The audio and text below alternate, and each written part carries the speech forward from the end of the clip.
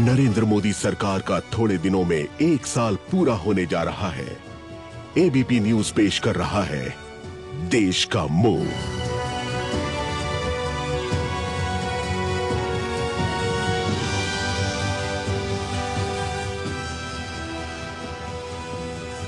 नमस्कार।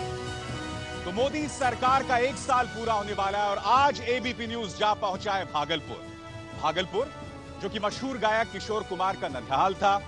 ये शरद चंद्र चट्टोपाध्याय की कर्म जन्मभूमि थी। एक जमाने में यहां रेशम के उद्योगों में करोड़ों का व्यापार होता था, मगर आज विकास की दास्तान थम गई है, बिखर गई है। बेतहाशा उम्मीदें हैं प्रधानमंत्री नरेंद्र मोदी से। 1 साल पूरा होने को है, मगर क्या उम्मीदों पर खरे उतरे हैं प्रधानमंत्री नरेंद्र मोदी? यहां की जनता से सबसे पहले परिचय करा दूं। हमारे साथ बीजेपी की तरफ से प्रीति शेखर हैं, कांग्रेस की तरफ से अजीत शर्मा साहब और आरजेडी की तरफ से रामविलास पासवान। जेडीयू से सुनीता सिंह हमारे साथ जुड़ने वाली थी, मगर नहीं जाने क्यों नहीं जुड़ी हुई हमारे साथ। हम उम्मीद करते कि कम से कम नीतीश सरकार का पक्ष वो जरूर रखती। मगर आइए सबसे पहले देखते हैं ये रिपोर्ट और इसके जरिए जानने की कोशिश करते हैं कि क्या जो वादे पूरे किए गए थे चुनाव से पहले खुद प्रधानमंत्री नरेंद्र मोदी ने, क्या उसको पूरा करने की कोशिश की जा रही है।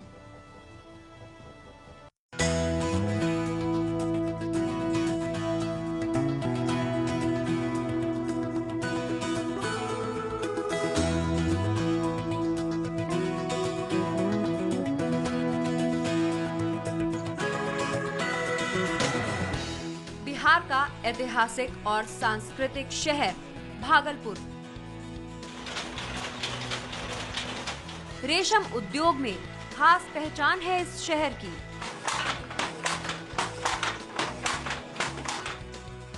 प्राचीन काल का विश्वविख्यात विक्रमशिला विश्वविद्यालय भी यही था, जहां दुनिया भर से छात्र पढ़ने आते थे। लेखक शरद चंद्र, फिल्म एक्टर दादा मुनि और मशहूर गायक किशोर का बचपन भी इस शहर में गुजरा है। बिहार के बड़े शहरों में शुमार है भागलपुर।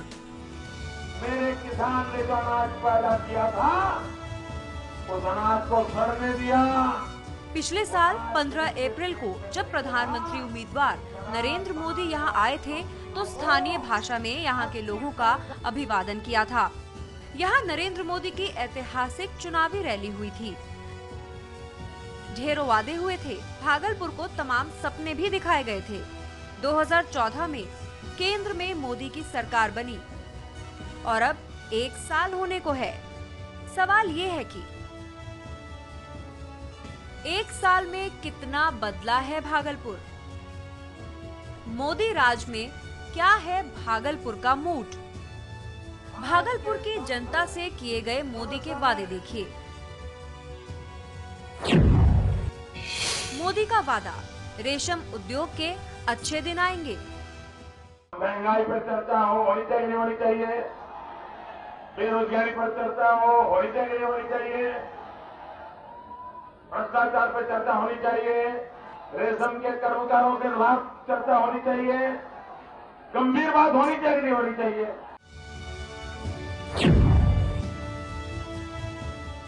पीएम मोदी ने सबसे ज्यादा चिंता रेशम उद्योग की बदहाली पर दिखाई थी, लेकिन कारोबारियों की माने तो उनके वादे हवा हवाई थे।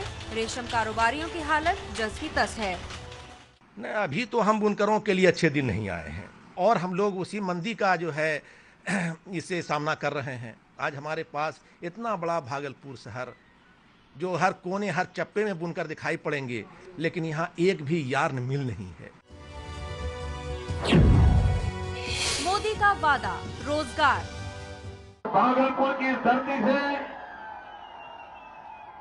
मैं देश के 18 से 28 साल की उम्र के नौजवानों को साफ साफ कुछ कहना चाहता हूं।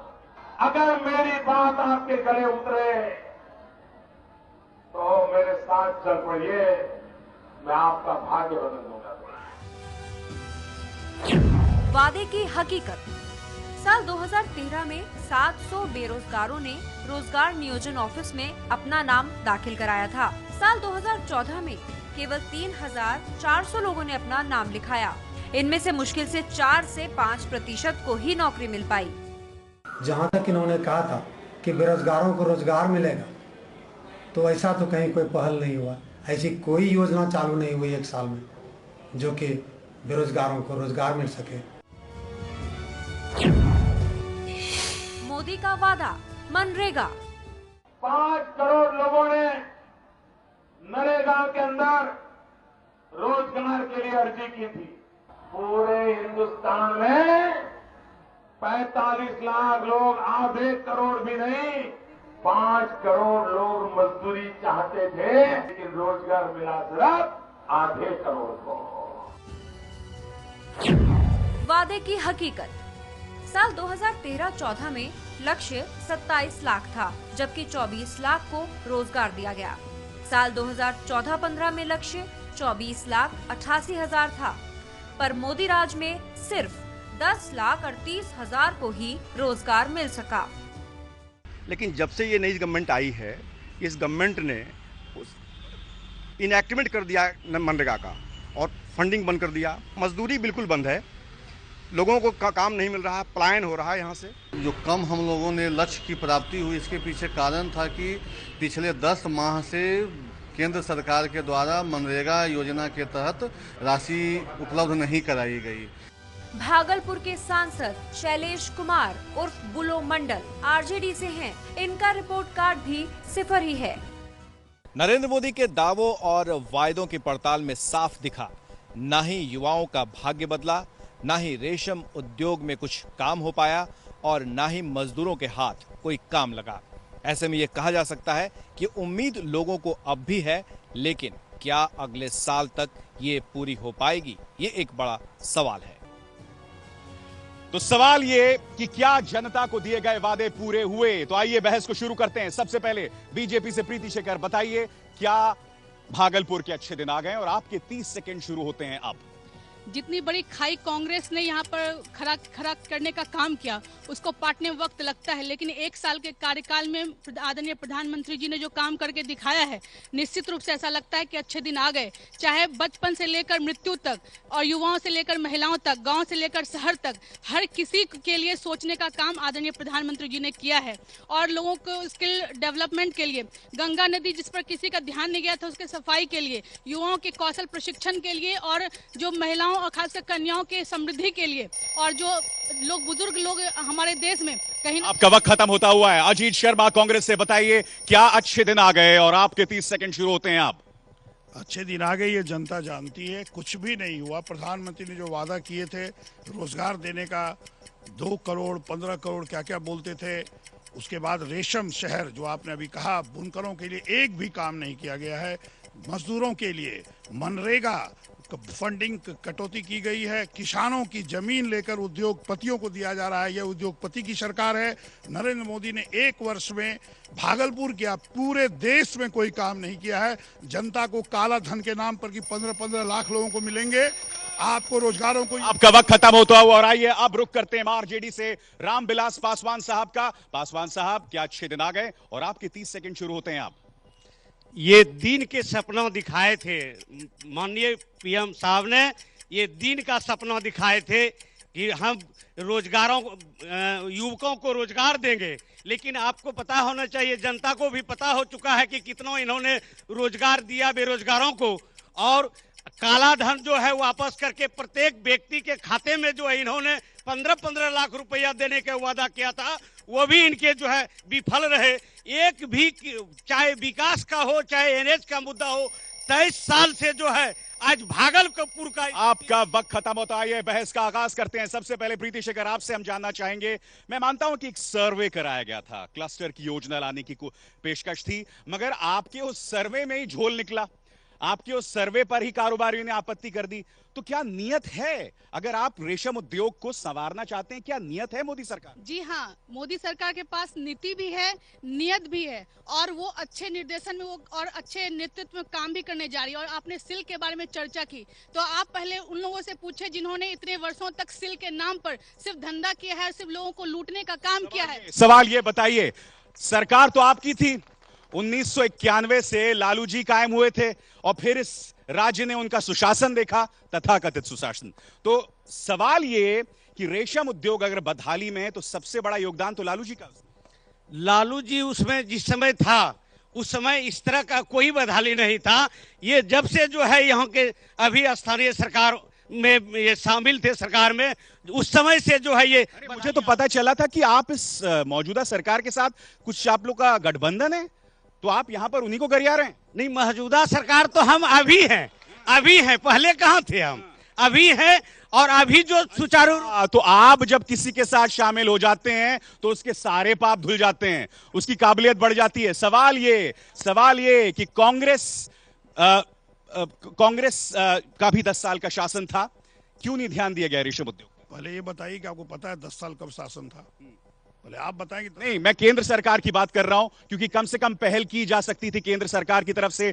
10 साल आप सत्ता में थे, क्या किया आपने? बिल्कुल किया गया है, और दुर्भाग्य ये रहा कि यहाँ के सांसद बीजेपी के रहे और विधायक भी 24 वर्ष यहाँ बीजेपी के रहे, इसीलिए बदहाली का हालत है। कांग्रेस अभी जीती है 8 महीने से यहाँ। बात तो सही है। कहा भी जाता है कि भगवती आजाद जब मुख्यमंत्री थे वो स्वर्णिम काल माना जाता था रेशम उद्योग का। क्या ये बात सही नहीं है प्रीति जी? मैं आपके बात से इत्तेफाक रखती हूं, लेकिन इस बात पर गौर करने की आवश्यकता है कि किन लोगों के कान सिल्क की व्यवस्था चौपट हो गई। आज अगर मेगा क्लस्टर की घोषणा अपने बजट में पहली बार किसी ने किया है तो प्रधानमंत्री जी की सरकार ने किया है, तो इसके लिए भागलपुर, ऐसा तो पहले किसी ने किया नहीं। कम से कम जमीन तो तैयार की जा रही है, सर्वे तो कराया जा रहा है। बिल्कुल सर्वे कराया जा रहा है, लेकिन वो घोषणा है चुनाव में भी जो वादे किए वो पूरे नहीं किए। नहीं, सर्वे किया जा रहा है। एक साल में थोड़ा ना चीजें सुधर जाती हैं। 1 साल बहुत होता है। मैंने 8 महीने में शहर को सुधारा है। वो जनता से आप पूछ, जनता दिख रहा है, शहर तो दिख ही रहा लोगों को। चलिए, हमारे साथ एक शख्स हैं जिनका ताल्लुक जो है रेशम से है,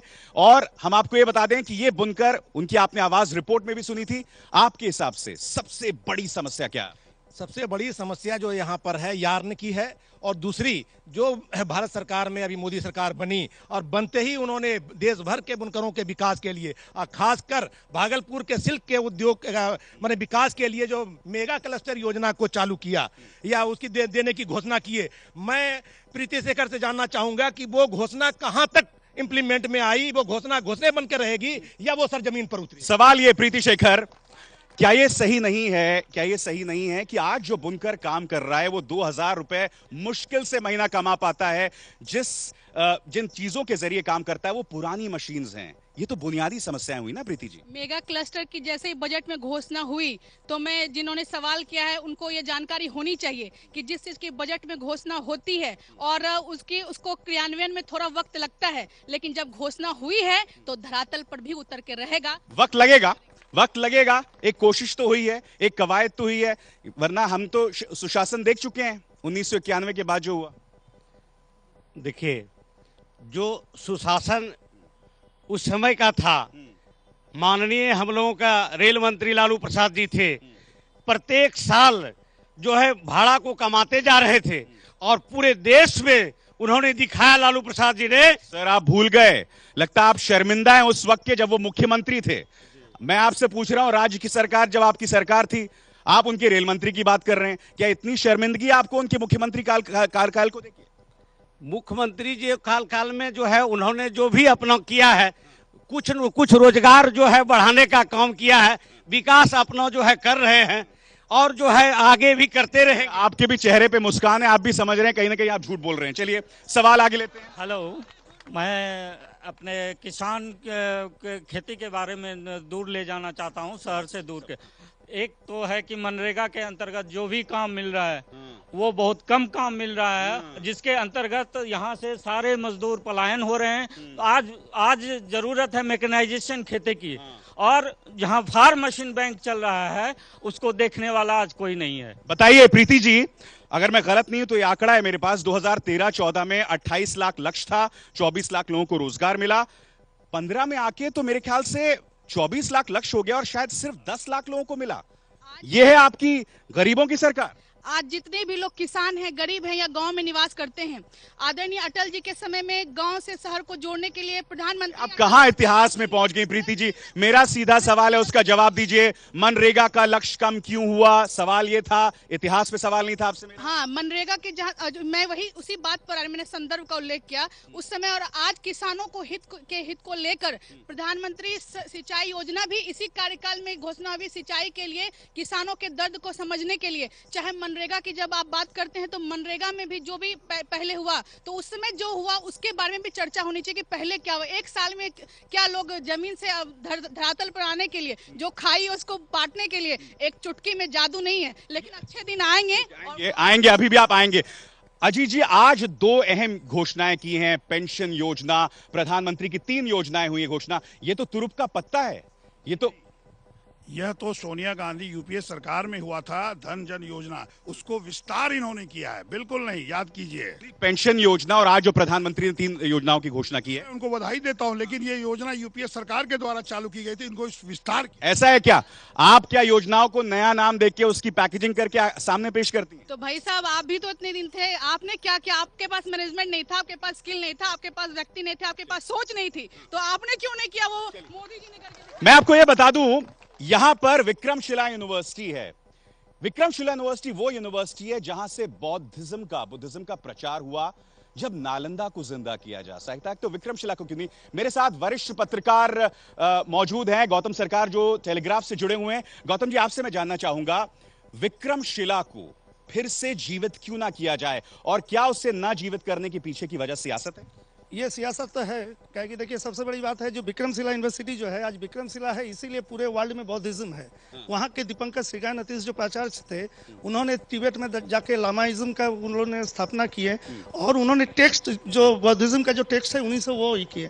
लेकिन सबसे देखिए दुर्भाग्य बात है, जहाँ सबसे जिसका कंट्रीब्यूशन रहा वो बौद्ध सर्किट में नहीं है। अगर बौद्ध सर्किट में रहता तो यहाँ टूरिस्ट का फ्लो। जवाब बताइए, विक्रमशिला यूनिवर्सिटी हमारी आन बान शान है भागलपुर की, इस पर ध्यान क्यों नहीं दिया? अब ध्यान दिया जाएगा, जो अब आज तक नहीं हुआ। विक्रमशिला विश्वविद्यालय जो विश्व में सबसे यहाँ का एक केंद्र रहा है, आध्यात्मिक चाहे वो बौद्धिक और शैक्षणिक रूप से, और उसके अच्छे के दिन विक्रमशिला। मुझे उम्मीद थी कि सुनीता जी जो कि जेडीयू से, वो आती वहां, मगर आई नहीं इस बहस में। मगर आपसे मैं जानना चाहूंगा, क्या इसकी वजह यह है, विक्रमशिला यूनिवर्सिटी को तवज्जो न देने की वजह, क्योंकि नालंदा यूनिवर्सिटी का सीधा ताल्लुक नीतीश जी से है?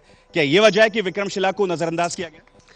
विक्रमशिला को केंद्र सरकार जो है सतेला व्यवहार किया है, और इसके वजह से वहां के विकास जो है अवरुद्ध है, और बोध सर्किट से जो है जोड़ने। विकास तो बहुत दूर की बात है, वो तो मृत है ना, इतिहास की पन्नों में दफन है, उसे जीवित करना पड़ेगा पहले। आप जीवित तो जब तक केंद्र सरकार जो है मतलब ध्यान नहीं देंगे तो जो है जीवित कैसे होंगे? जी अजीत जी, घोषणा हो चुकी है, विक्रमशिला यूनिवर्सिटी को पुनर्स्थापित करने की दिशा में काम का डिसीजन हो चुका है।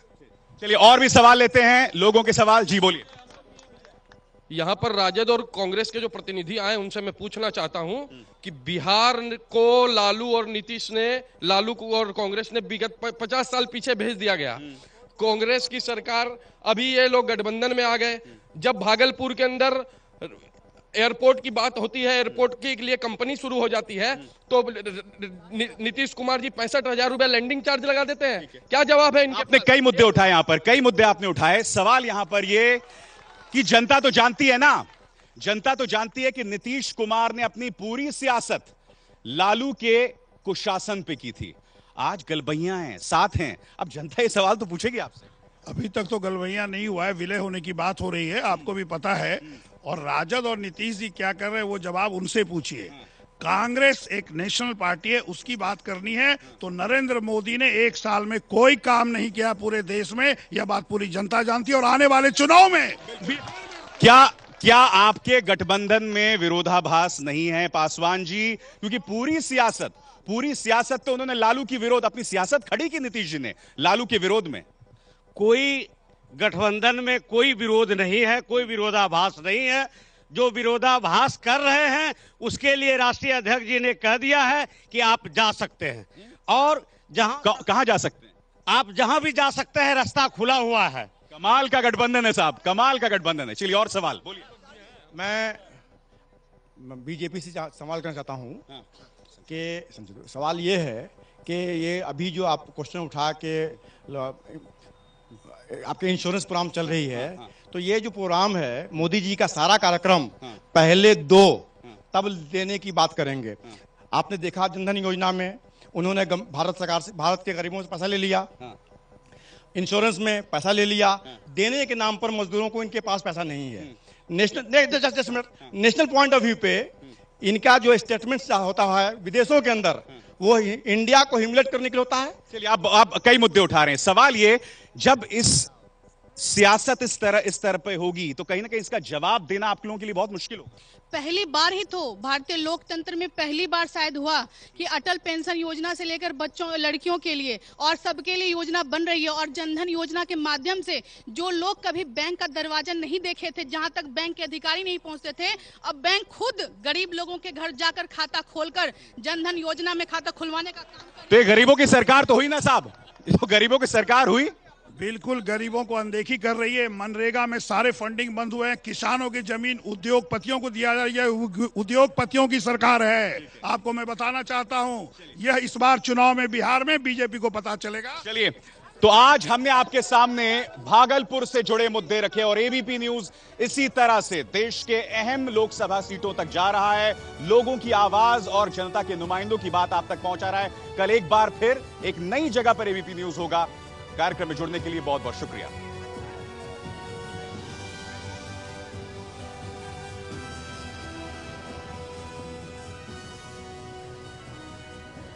ट्विटर पर एक दर्शक रोशन का कहना है, साफ है कि एक राष्ट्रभक्त सरकार चला रहा है और देश सरकार के साथ है। अच्छे दिन